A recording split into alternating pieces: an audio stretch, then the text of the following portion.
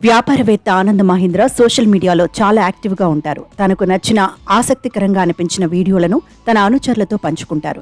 Variety ఐడియాలతో ఆకట్టుకున్న వారిని ప్రశంసిస్తూ ఎక్స్లో పోస్టులు చేస్తుంటారు. తాజాగా ఆనంద్ మహీంద్ర అలాంటి వీడియోనే ఒకటి సోషల్ మీడియాలో షేర్ చేశాడు.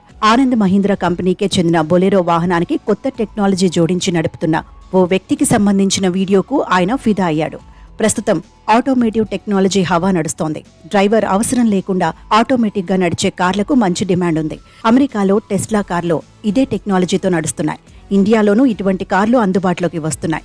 లెవెల్ 2 అడాస్ ఫీచర్లతో పలు కార్లు అందుబాటులోకి వస్తున్నాయి. తాజాగా భోపాల్కు చెందిన ఓ స్టార్టప్ కంపెనీ ఆటోమేటివ్ టెక్నాలజీతో అందరినీ ఆశ్చర్యపరిచింది.